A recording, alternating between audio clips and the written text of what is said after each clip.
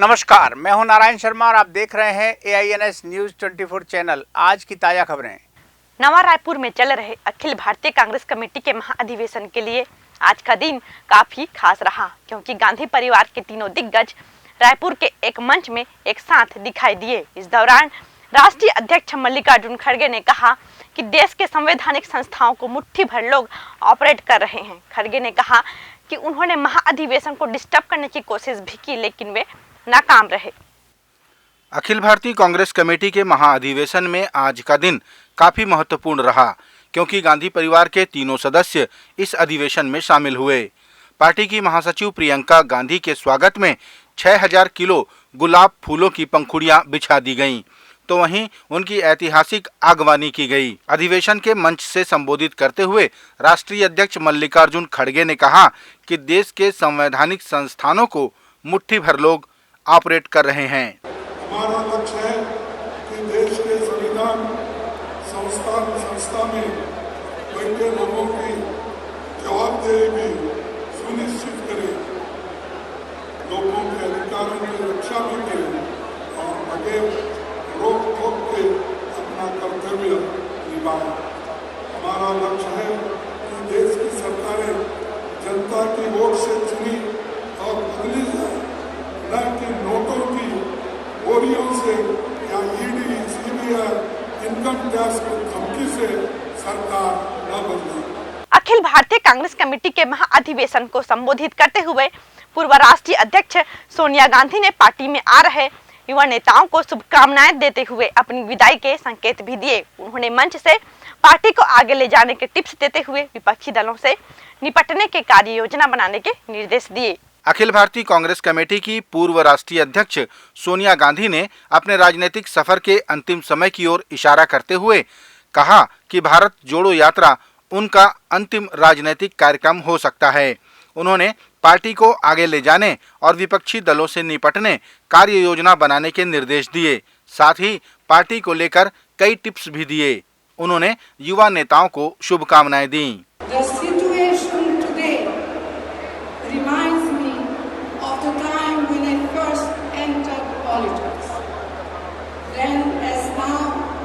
We face a difficult struggle ahead, and at this crucial time, each one of us bears a special responsibility towards our party and towards our country. The Congress is not just a political party. We are the vehicle through which the people of India fight for liberty, equality, fraternity and justice for all. शनिवार की सुबह सुकमा बीजापुर के जंगलों में माओवादियों और DRG के जवानों के बीच मुठभेड़ हुई। इस मुठभेड़ में माओवादियों की अंधाधुंध फायरिंग का जवाब जवानों ने जमकर दिया, लेकिन इस मुठभेड़ में DRG के 3 जवान शहीद हो गए। शहीद जवानों को सुकमा मुख्यालय लाया गया। शनिवार की सुबह सुकमा बीजापुर के जंगलों में DRG के जवानों और माओवादियों के बीच मुठभेड़ हुई, जिसमें DRG के 3 जवान शहीद हो गए। जानकारी के अनुसार जगरगुंडा और बुंदेल इलाके में सर्चिंग पर निकले जवानों पर माओवादियों ने अंधाधुंध फायरिंग शुरू कर दी, जिस पर जवानों ने मुकाबला करते हुए जवाबी फायरिंग की। मुठभेड़ में शहीद जवानों के शवों को सुकमा मुख्यालय लाया गया। लेकिन वो इलाका जहाँ पर अभी मुठभेड़ हुई थी, पूर्व में भी CP माओवादी संगठन की जो पेट्रोल नंबर 1 और CRC उनके एरिया का थोड़ा स्ट्रॉन्ग होल्ड एरिया थे। फिर उसी हिसाब से अभी पार्टीज स्ट्रॉन्ग पार्टी निकला थे, लेकिन अनफॉर्चुनेटली हमारा 3 साथी का शहादत हो गई। फिर अभी अन्य जो रिइंफोर्समेंट पार्टी आसपास इलाका में अभी सर्चिंग कर रहे थे। उम्मीद है और माओवादियों का यदि किसी प्रकार के नुकसान हुआ तो फिर उसके बारे में और अपडेट मिल सकता है। छत्तीसगढ़ के महाअधिवेशन को संबोधित करते हुए छत्तीसगढ़ के मुख्यमंत्री भूपेश बघेल ने कहा कि आज छत्तीसगढ़ राज्य जिन विकास के सोपान को गढ़ रहा है, उसका श्रेय राष्ट्रीय नेता राहुल गांधी को जाता है, क्योंकि उन्हीं के मार्गदर्शन में छत्तीसगढ़ सरकार कार्य कर रही है। अखिल भारतीय कांग्रेस कमेटी के महाअधिवेशन में छत्तीसगढ़ के मुख्यमंत्री भूपेश बघेल ने कहा कि यह महाअधिवेशन ऐसा है जिस पर सारी दुनिया की निगाह है। उन्होंने छत्तीसगढ़ सरकार को राहुल गांधी के बताए मार्गों पर चलकर ही उपलब्धि मिलने की बात कही। मुख्यमंत्री ने कहा कि देश में अगर कोई राज्य है जहां बेरोजगारी की दर बहुत कम है तो वो छत्तीसगढ़ है। ये वीर नारायण सिंह जी की धरती, ये गुंडाधूर की धरती, ये माता कौशल्या और सबरी माता की धरती, और इसमें पूरे तमाम देश भर के अतिथियों का स्वागत करने का मुझे अवसर मिला है। पूरे प्रदेश के ओर से, प्रदेश के कांग्रेस जनों के ओर से सभी आए हुए अतिथियों का मैं बारंबार स्वागत करता हूं, अभिनंदन करता हूं। आदरणीय साथियों, हमारा प्रदेश पिछले 4 साल से जो राहुल जी के विजन थे, जो सपने थे, जो रास्ता उन्होंने बताया था, उस रास्ते पे चल रहा है।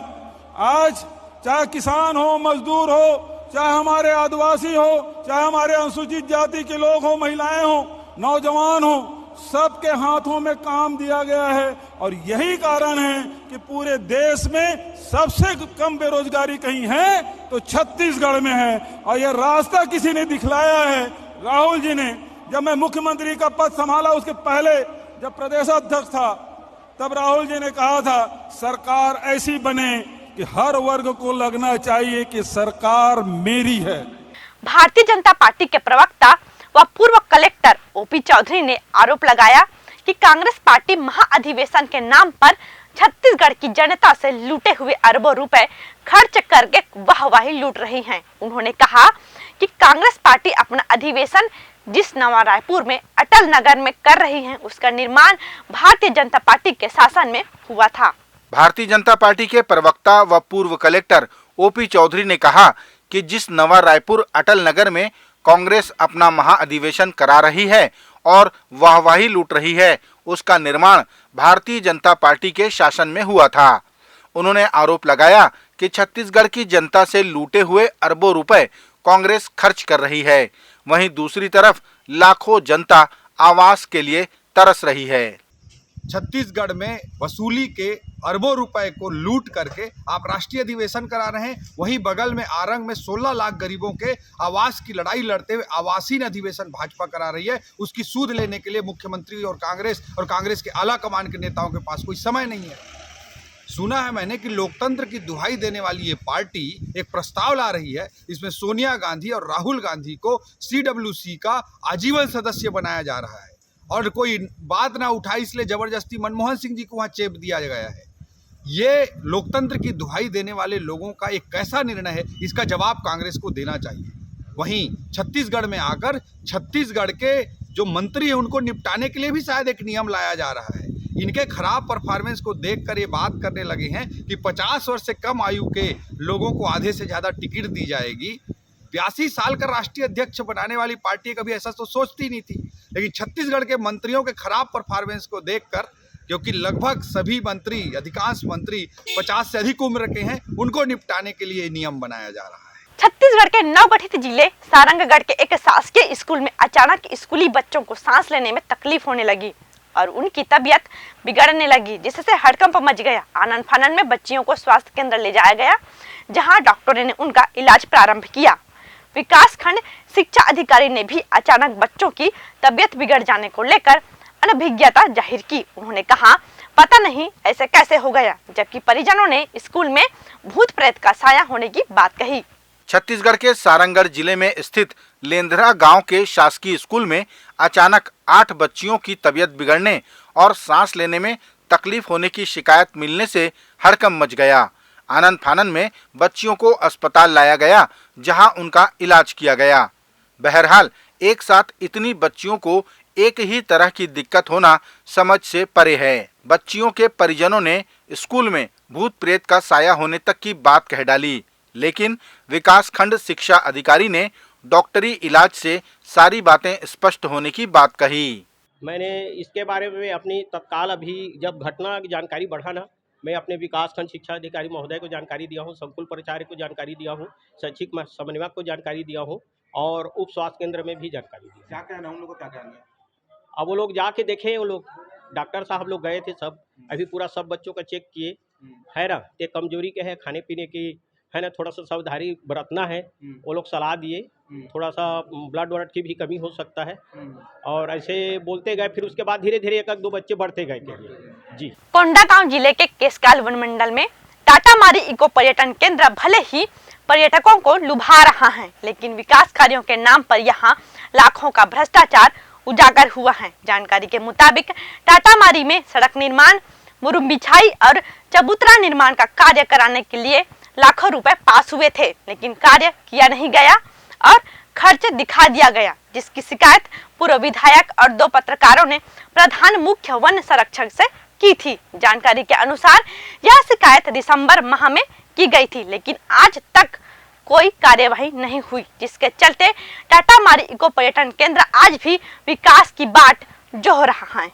वन्य एवं खनिज संपदा से भरा बस्तर का केशकाल क्षेत्र उस समय और मशहूर हो गया जब वहां टाटामारी इको पर्यटन केंद्र का निर्माण हुआ।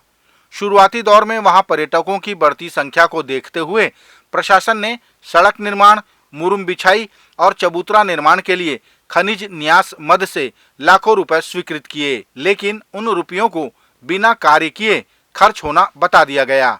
इसकी शिकायत पूर्व विधायक कृष्ण कुमार ध्रुव और 2 पत्रकारों ने मुख्य वन संरक्षक संजय शुक्ला को लिखित में दी थी।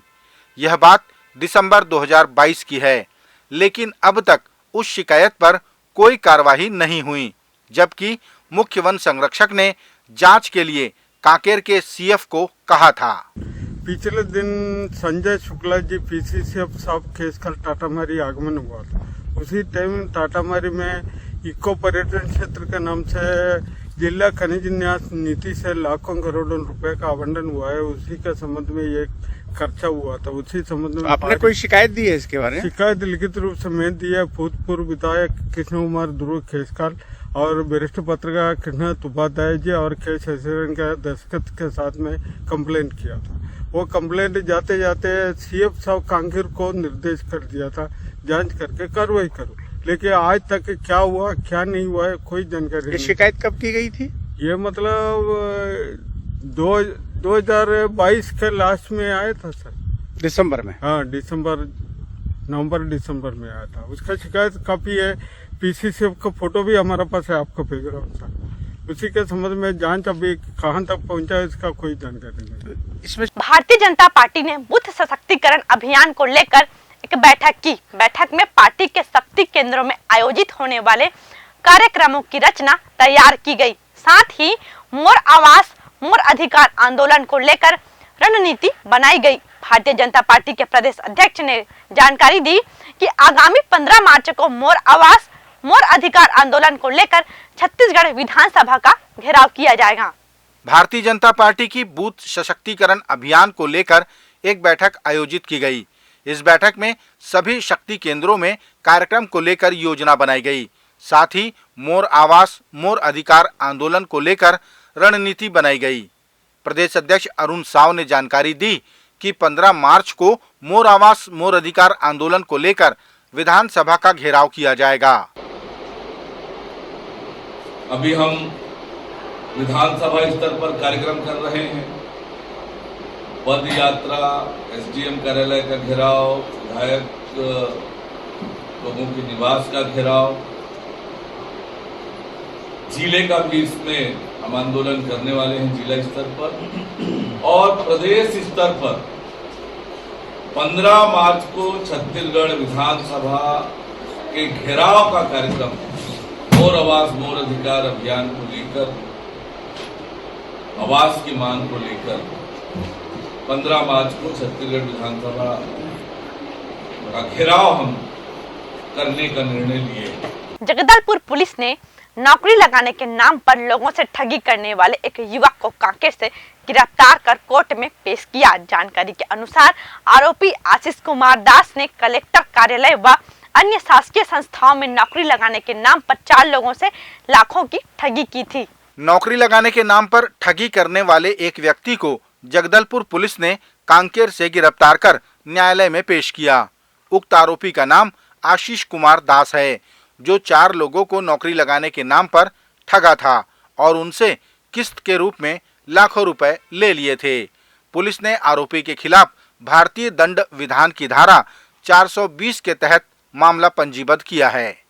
आशीष दास के द्वारा 3 लोगों से नौकरी लगाने के नाम पर लगभग 1,90,000 रुपए लिया गया था, जिसकी पुष्टि होने पर आरोपी आशीष दास को कांकेर से गिरफ्तार कर आज थाना कोतवाली लाया गया, जिस पश्चात उसे माननीय न्यायालय में पेश किया जा रहा है। मामले में विवेचना अभी जारी है। ये थे आज के प्रमुख समाचार। आप देख रहे थे AINS न्यूज 24 यूट्यूब चैनल। कल फिर मिलेंगे ताजा तरीन समाचारों के साथ।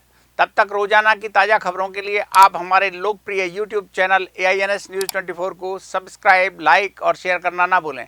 नमस्कार।